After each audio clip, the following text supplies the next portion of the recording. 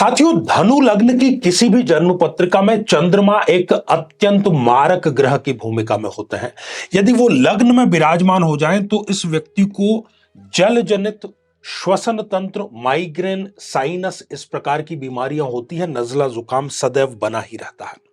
यदि पंचम भाव में वो विराजमान हो जाएं तो न केवल प्रेम प्रसंगों में इनको असफलता मिलती है, बल्कि संतान भी बहुत ज्यादा डीले इनकी होती है। यदि सप्तम भाव में चंद्रदेव विराजमान हो जाएं तो विवाह में अननेसेसरी डीले होता है, और विवाह संपन्न हो भी जाए तो ये दाम्पत्य जीवन में खटास का कारण अवश्य बनता है।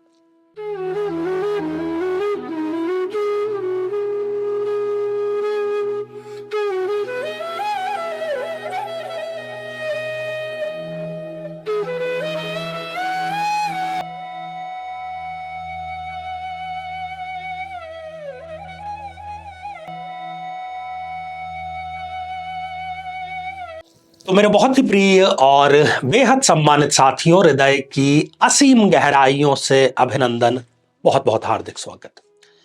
साथियों, एक पुराना गाना है कि पिंजरे के पंछी रे तेरा दर्द न जाने कोई। ठीक वैसी ही स्थिति धनु लग्न के व्यक्ति की तब हो जाती है जब उसको चंद्रमा की महादशा चलती है। कहने को तो गुरु और चंद्र दोनों आपस में मित्र हैं, लेकिन गुरुदेव के ही लग्न धनु लग्न 9 नंबर से ये प्रारंभ हो रहा है। इसमें जो चंद्रदेव की भूमिका है वो ठीक नहीं है, अच्छी नहीं है, बल्कि बहुत खराब है। इस अष्टम भाव के स्वामी हैं वो। इस कुंडली का या दुनिया की किसी भी कुंडली का सबसे बुरा भाव अष्टम भाव माना जाता है।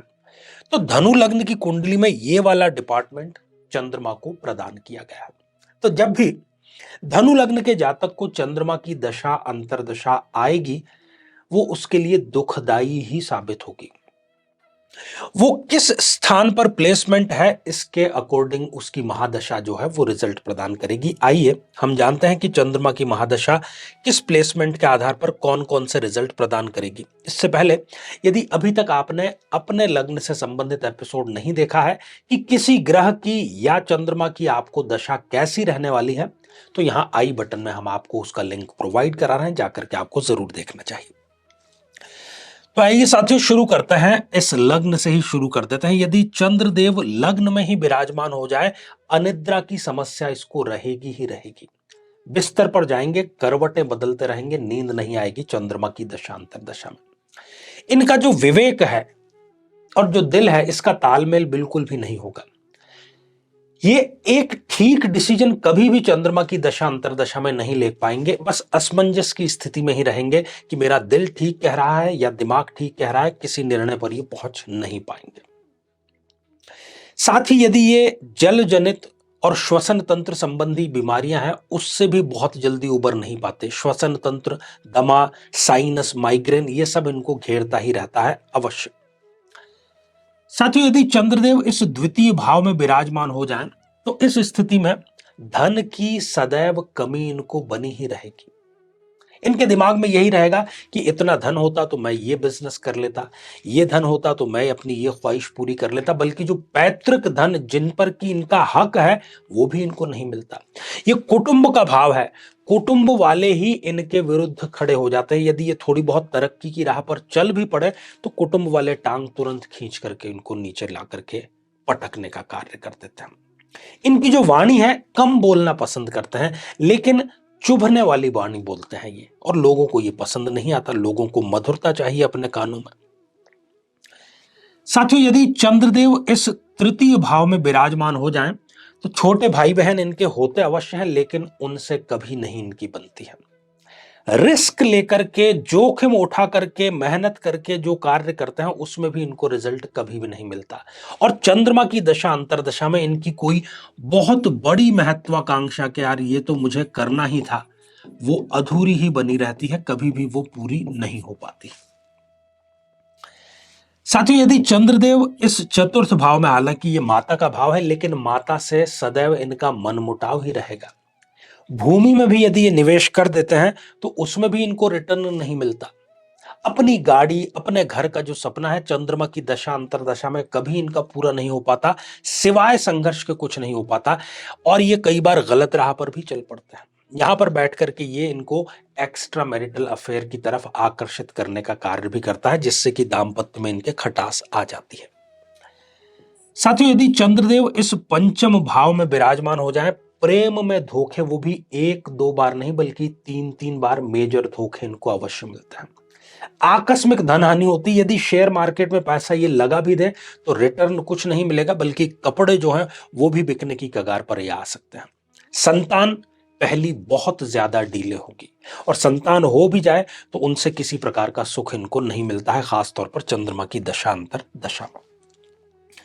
साथियों, यहां पर चंद्रदेव अपनी उच्च राशि में आ गए हैं, और यहां पर विपरीत राजयोग की एक स्थिति हमें देखनी पड़ेगी। यदि गुरुदेव इस जन्म पत्रिका में बहुत अच्छी स्थिति में है, तब तो यहां पर यह जीवन की एक अच्छी दशा रहेगी। लेकिन यदि गुरुदेव अच्छी स्थिति में नहीं है, तो समय समय पर अननेसेसरी अपमान, छोटी बड़ी जेल यात्रा, किसी व्यसन की तरफ चले जाना, हर एक कार्य में डिले होना, शत्रुओं का इनके ऊपर हावी हो जाना, किसी ऐसी बीमारी जो कि लाइलाज है वो लग जाना, और ऋण लेकर के एक नई बीमारी को स्वयं आमंत्रित करना, ऋण जाल जिसको हम कहें, वो यहां पर स्पष्ट रूप से नजर आता है। साथियों, यदि चंद्रदेव यहां विराजमान हो जाते हैं, जो कि विवाह और दाम्पत्य जीवन का भाव है, तो विवाह जो है वो इनका कभी भी समय पर नहीं होगा। हां, यदि ये लव मैरिज के इच्छुक हैं तो लव मैरिज तो हो जाएगी, लेकिन वो इनके मन मुताबिक नहीं रहेगी। 2 साल बाद ही वहां पर डाइवोर्स की, गृह कलेश की स्थितियां उत्पन्न हो जाती हैं। साथियों, यदि चंद्रदेव यहां पर अपनी ही राशि में विराजमान हो जाए, तो फिर वही विपरीत राजयोग की स्थिति यहां निर्मित हो सकती है। यदि गुरुदेव कहीं पर इस जन्म पत्रिका में बहुत अच्छी स्थिति में है तो, अच्छी स्थिति में है तो ठीक है, नहीं तो यहां पर बैठ करके भी ये अपने घर का भी नुकसान ही करेंगे। संघर्ष जरूरत से ज्यादा होगा।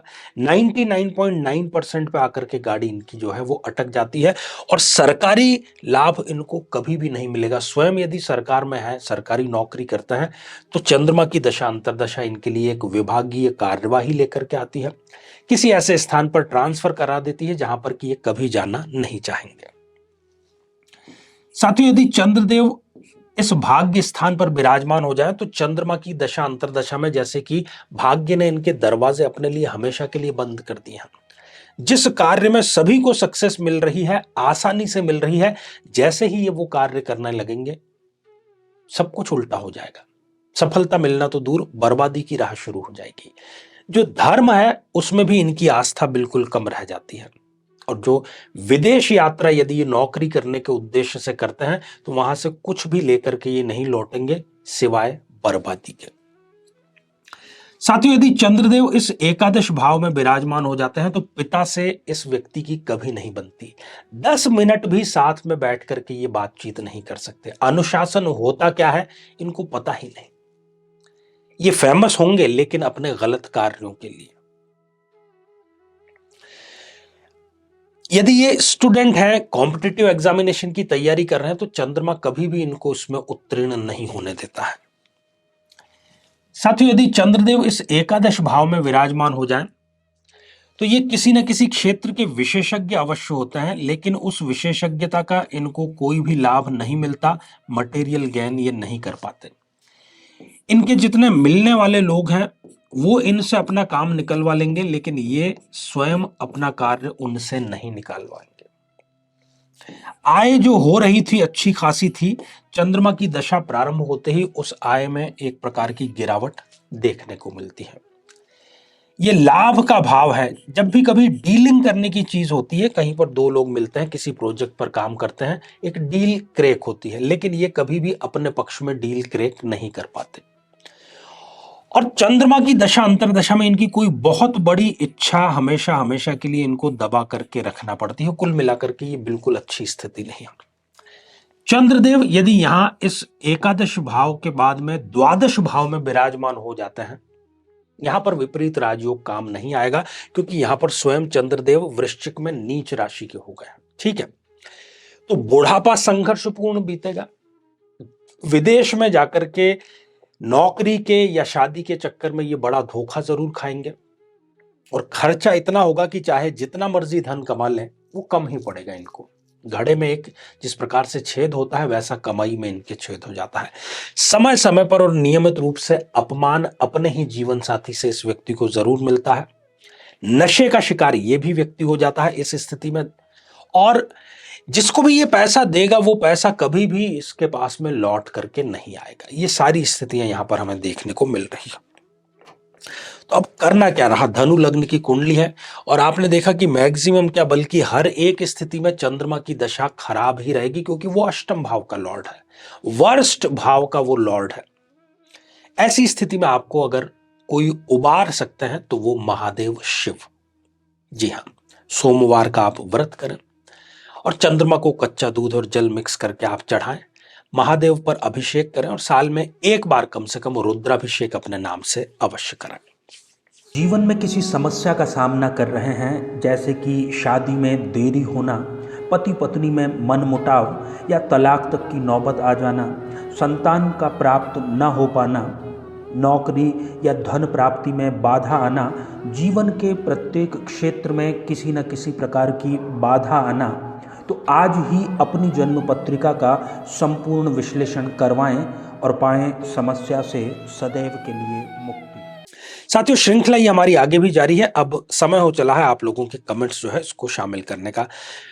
तो पहला ही कमेंट अंजलि राणा राजपूत इनजी का आया है। प्रणाम गुरुजी, मेरी सिंह लग्न की कुंडली है और मेरे 8th हाउस में शनि है, पर वो 0 डिग्री का है, तो क्या मैरिड लाइफ में प्रॉब्लम होगी? देखिए, मैरिड लाइफ में प्रॉब्लम होगी या नहीं होगी ये आप पर भी काफी हद तक डिपेंड करता है। यदि आप कुंडली मिलान करके विवाह करते हैं तो बहुत संभावना है कि मैरिड लाइफ आपकी अच्छी हो। ठीक है, अभी आपने प्रश्न किया सिंह लग्न की, हम देखिए एक सिंह लग्न की कुंडली से समझते हैं। आपने प्रश्न किया कि सिंह लग्न की कुंडली में शनिदेव जो कि सप्तमेश बनते हैं, विवाह के लॉर्ड हैं, दाम्पत्य जीवन के लॉर्ड हैं, लेकिन वो यहाँ अष्टम भाव में विराजमान हो गए हैं। ठीक है, आगे आप लिख रहे हैं कि शनि है वो 0 डिग्री का है, तो 0 डिग्री का ग्रह कोई भी रिजल्ट प्रदान करने की स्थिति में नहीं होता है। तो मारक ग्रह, बुरा ग्रह यदि 0 डिग्री का है तो उसका मारकत्व खत्म हो गया। तो ये आपके लिए बड़ी खुशखबरी है, आपको चिंता नहीं करनी चाहिए। साथियों, अगला कमेंट हमारे नियमित दर्शक प्रेमलता पंवार जी का है। सादर प्रणाम गुरुजी, तो आशीर्वाद हृदय की असीम गहराइयों से। और अगला कमेंट फोनिक्स अलाइव इस आईडी से आया है। हर हर महादेव आपने लिख भेजा है, तो आशीर्वाद आपको भी हृदय की असीम गहराइयों से। तो साथियों, आज के लिए केवल इतना ही, और इसी मंगल कामना के साथ में कि आप सभी स्वस्थ, समृद्ध और शांतिपूर्वक जीवन व्यतीत करें। नमस्कार।